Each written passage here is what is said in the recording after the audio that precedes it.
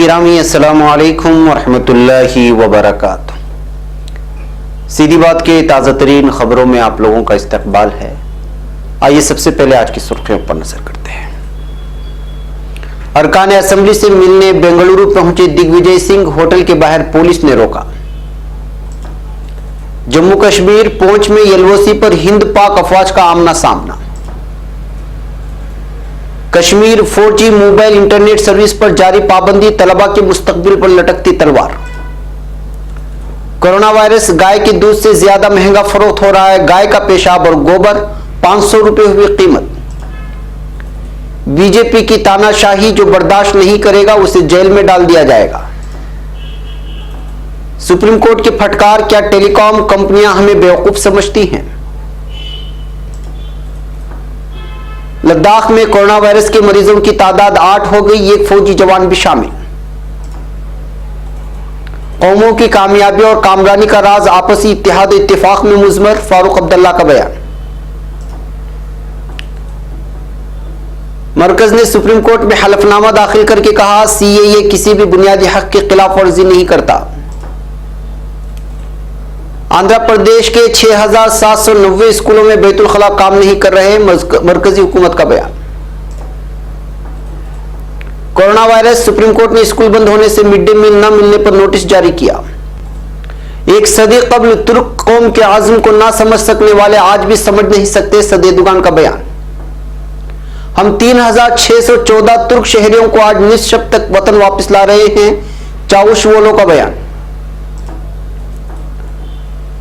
9 यूरोपीय ममालिक से तुर्की वापसी के कहा, 2807 तुर्क बाशिंदों की मुंतकिली का काम मुकम्मल। नाज़रीन गिरामी अस्सलामु अलैकुम वरहमतुल्लाहि वबरकातुह। सीधी बात की ताज़ा तरीन खबरों में आप लोगों का इस्तकबाल है। नाज़रीन मैं अंसार अजीज नदवी आज की कुछ ताज़ा तरीन खबरें लेकर आप लोगों की खिदमत में हाजिर हूँ। तफसीलात में जाने से पहले मैं आप लोगों को इत्तला कर दूँ कि आज के दोनों प्राइम टाइम शाये हो चुके हैं, जिसमें अहम तरीन खबरों पर तबसरा किया गया है, वायरल वीडियोस दिखाई गई हैं और बहुत सारी ऐसी मुल्क हिंद से ताल्लुक़ रखने वाली ऐसी हंगामा खेज़ खबरें जो अक्सर मीडिया नहीं दिखाता, वो हक़ाइक़ को पेश करने की कोशिश की गई है। जिन लोगों ने नहीं देखा, जाएं देखें, दूसरों तक पहुंचाने की कोशिश करें। चैनल की लिंक्स को दूसरों तक पहुंचाएं। 1 मिलियन सब्सक्राइबर्स के हमारे दौड़ में शामिल हो जाएं। नए अफराद को सीधी बात से जोड़ें, सब्सक्राइबर्स बनाएं और हमारे नया चैनल जो बनाया गया है मुतबादिल के तौर पर, और उसमें डिस्क्रिप्शन में उसके लिंक भी दे दिए गए हैं। आप अहबाब जो अभी तक गए नहीं हैं, जाएँ देखें, उसको सब्सक्राइब करें, ये आप ही के लिए बेहतर है। बहरकत जो आमतौर पे और भी अपीलें की जाती हैं इमदाद वगैरह के लिए, उस पर भी आप हजरात गौर करें। नाज़रीन आइए सबसे पहले मैं आज की खबर आप लोगों के सामने पेश कर दूं। बेंगलुरु से मध्य प्रदेश के साबिक वज़ीर आला शिवराज सिंह चौहान ने सुप्रीम कोर्ट में अर्जी दायर करके रियासत में फ्लोर टेस्ट कराने की मांग की थी, जिस पर समाअत करते हुए सुप्रीम कोर्ट ने मध्य प्रदेश की कमलनाथ हुकूमत, स्पीकर और कांग्रेस पार्टी को नोटिस जारी करके जवाब मांगा है। इस मामले पर बुध को समाअत होगी। ऐसे में कांग्रेस लीडर दिग्विजय सिंह बेंगलुरु के रमादा होटल पहुंचे हैं, जहां कांग्रेस के अरकान असेंबली ठहरे हुए हैं, लेकिन पुलिस ने उन्हें अंदर जाने से रोक दिया। दिग्विजय सिंह ने ट्वीट करके इत्तला दी, मैं बेंगलुरु के रमादा होटल पहुंच गया हूं, पुलिस हमें रोक रही है।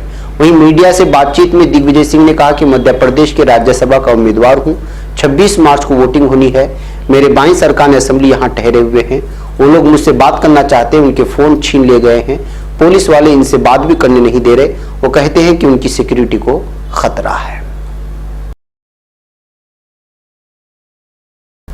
अब खबर जम्मू कश्मीर से। जम्मू कश्मीर की जिला पहुंच में शाहपुर और केरनी सेक्टरों में लाइन ऑफ कंट्रोल पर बुध के रोज हिंदुस्तान और पाकिस्तान की अफवाज के दरमियान फायरिंग और गोलाबारी का तबादला हुआ। एक दिफाई तर्जुमान के मुताबिक पहुंच के शाहपुर और केरनी सेक्टर में एलओसी पर पाकिस्तानी फौज ने बुध को करीब 12 बजे हिंदुस्तानी चौकियों को निशाना बनाकर फायरिंग और गोलाबारी शुरू की है। इस तरह की खबरें पेश की जा रही हैं। उन्होंने कहा कि वहां तैनात भारतीय फौज भरपूर मुआसिर जवाब दे रही है। ताहम फिलवक्त किसी जानी या माली नुकसान की खबर की इत्तलात नहीं है। काबिल जिक्र है कि दोनों ममालिक के दरमियान 1999 के तनाज़े के बाद साल 2003 में जंग बंदी का मुआहदा तय पाने के बाद बावस्त तरफैन के दरमियान एलओसी पर गोलाबारी और फायरिंग का तबादला अब एक मामूल बन गया है।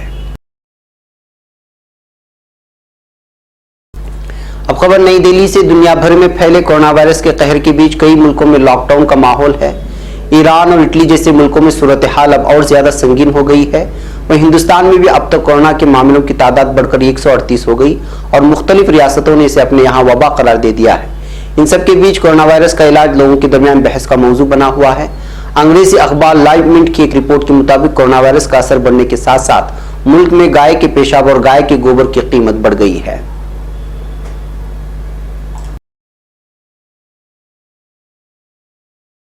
अब खबर कश्मीर से। आलमी सतह पर फैलने वाले कोरोना वायरस के खतरात व खदशात के बाइस घरों में महसूर और करीब 8 माह से 4G इंटरनेट खिदमत से महरूम वादी के तलबा को अपना तालीमी मुस्तकबिल तारीख ही नहीं बल्कि खतरे में नजर आ रहा है।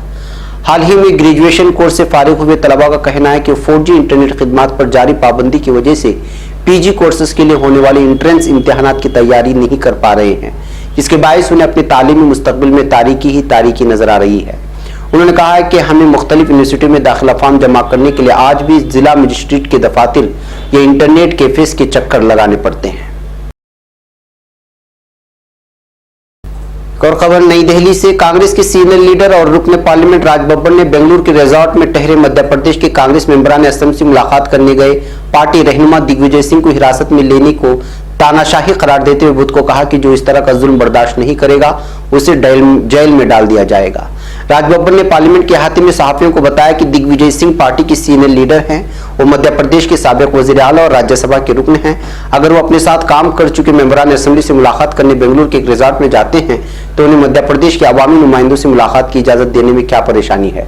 अगर दिग्विजय सिंह इन लोगों से बात करके इख्तिलाफात दूर करना चाहते हैं तो इसमें किसी को क्या दिक्कत हो सकती है। अब खबर नई दिल्ली से। सुप्रीम कोर्ट ने टेलीकॉम कंपनियों को फटकार लगाते हुए कहा कि बकियाजात को लेकर वो खुद एहतिसाब न करें और ऐसा करना तौहीन अदालत तस्लीम किया जाएगा। सुप्रीम कोर्ट ने कहा है कि जो कुछ हो रहा है और जो सामने आ रहा है वो बहुत चौंकाने वाला है। सुप्रीम कोर्ट ने यहां तक कह दिया, क्या हम बेवकूफ हैं? क्या यह अदालत के लिए इज्जत की बात है कि टेलीकॉम कंपनियों को लगे कि वो दुनिया में सबसे ताकतवर हैं? वाज़ेह है, पीर को वड़ा और आइडिया फोन ने कहा था कि महकमा टेलीकॉम को मजीद 3,354 करोड़ रुपए अदा किए गए हैं।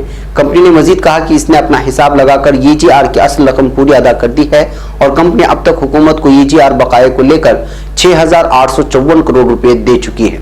सुप्रीम कोर्ट ने टेलीकॉम कंपनियों को जोरदार फटकार लगाया और साथ ही में कोर्ट ने टेलीकॉम कंपनियों के सारे MD को जेल भेजने के लिए इंतबाह भी दिया।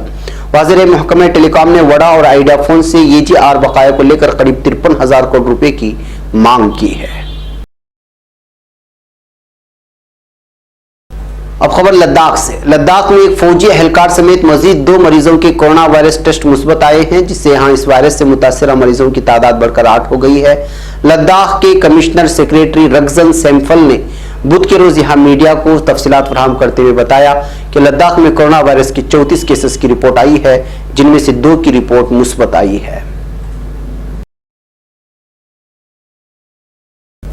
अब खबर श्रीनगर से। नेशनल कॉन्फ्रेंस के सदर व रुकन पार्लियामान डॉक्टर फारूक अब्दुल्ला ने कहा है कि कौमों की कामयाबी और कामरानी का राज सिर्फ और सिर्फ आपसी इत्तेहाद और इत्तेफाक में मुज़मर है, जबकि ना इत्तेफाकी और तजाद हमेशा जवाल और तबाही का सबब बना है। उन्होंने कहा, नेशनल कॉन्फ्रेंस अवामी एहसासात, जज्बात और उमंगों की तर्जुमानी करती आई है और मुस्तकबिल में भी ये जमात जम्मू कश्मीर की तहजीब व तमद्दुन, लोगों के मफादात और मजहबी रवादारी की मशाल को फरोज़ां रखने के अपने मिशन पर कारबंद रहेगी। इन बातों का इजहार फारूक अब्दुल्ला ने मंगल के रोज यहां अपनी रिहाइशगाह पर हिंदवारा, काजीकुंड, कपवाड़ा, श्रीनगर, बेरदा, बडगाम और गांदरबल, अनंतनाग, गोलगाम, पुलवामा, तराल और दीगर इलाकों से आए हुए पार्टी लीडरान, अहदेदारान, कारकुनों, अवामी वफूद के साथ मुलाकात करते हुए किया, जो उन्हें रिहाई मिलने पर मुबारकबादी देने आए थे। अब खबर नई दिल्ली से। मरकज ने मंगल को सुप्रीम कोर्ट में दावा किया कि शहरियत कानून 2019 आईन में दर्ज किसी भी बुनियादी हक की खिलाफ वर्जी नहीं करता। मरकज ने इस कानून के आईनी जवाब को चैलेंज देने वाले अर्जियों पर अपने 29 पेज के जवाब में शहरियत कानून को कानूनी बताया और कहा कि इसके जरिए किसी भी तरह के आईनी जवाब की खिलाफ वर्जी होने का सवाल ही नहीं। हलफनामे में मरकज ने कहा कि कानून आमिला को किसी भी तरह की मनमर्जी और लामहदूद इख्तियार फराहम नहीं करता, क्योंकि पाकिस्तान, अफगानिस्तान और बांग्लादेश में इस्तेहसाल का शिकार हुए अक़लियतों को इस कानून के तहत जायज तरीके से ही शहरियत दी जाएगी।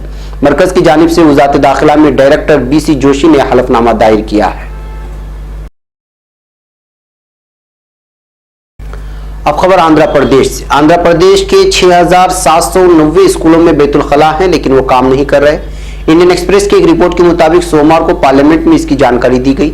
आंध्र प्रदेश के जिन 6,790 स्कूलों में बैतुल खला काम नहीं कर रहे, उनमें सबसे ज्यादा तादाद सरकारी स्कूलों की है। इन 6,790 बैतुल खला में से 4,746 सरकारी स्कूलों के हैं। आंध्र प्रदेश में गुज़श्ता 3 साल में 1,242 बैतुल खला की तामीर हुई और मरकजी हुकूमत की स्वच्छ विद्यालय मुहिम शुरू होने के बाद से आंध्र प्रदेश में 49,293 बैतुल खला बनाए गए, जो मुल्क की दूसरी बड़ी तादाद है।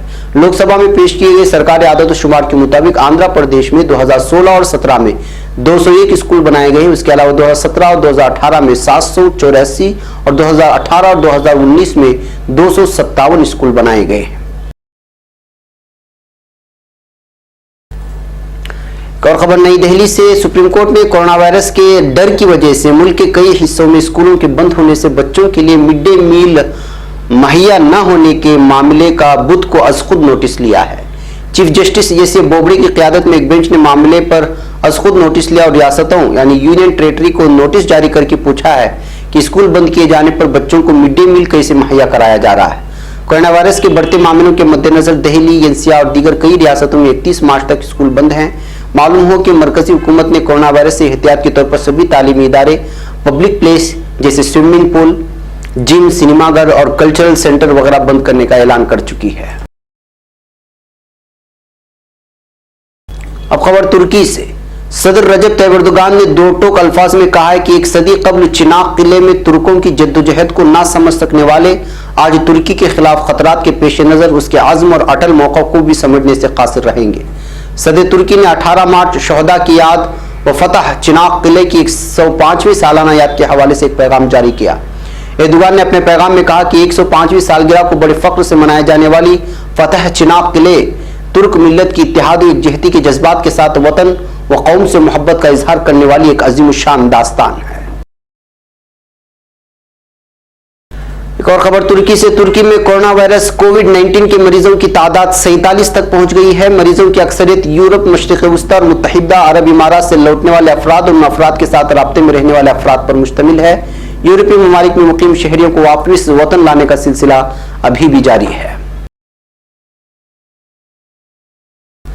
और खबर तुर्की से। नायब सदर फवाद उक्ताई ने कहा है कि 9 यूरोपीय ममालिक Germany, France, Spain, Austria, Holland, Belgium, Sweden, Norway और डेनमार्क से तुर्की वापस आने के ख्वाहां 2807 तुर्क बाशिंदों के इनखला के काम को आज सुबह 6 बजे मुकम्मल कर लिया गया है। उन्होंने अपने ट्विटर अकाउंट से कोरोना वायरस यानी कोविड-19 के खिलाफ जंग के दायरेकार में तुर्की के लिए परवाजों को बंद करने वाले 9 यूरोपीय ममालिक से तुर्की वापसी के ख्वाहां तुर्क बाशिंदों की वापसी के लिए 15 मार्च को वजीर खारिजा मेवलूद चावुशओग्लू, वजीर दाखिला सुलेमान सोयलो और वजीर सेहत फाहरतैन कोजा, वजीर ट्रांसपोर्ट एंड इंफ्रास्ट्रक्चर महमद जाहत तोरहान से इस सिलसिले में होने वाले इजलास में फैसला किया गया है। नाज़रीन, ये थी आज की ताज़ा तरीन खबरें। अगली ताज़ा तरीन खबरों के साथ फिर आपसे मुलाकात होगी। हमारी पूरी टीम को यहाँ पर इजाज़त। अस्सलामु अलैकुम रहमतुल्लाहि व बरकातहू।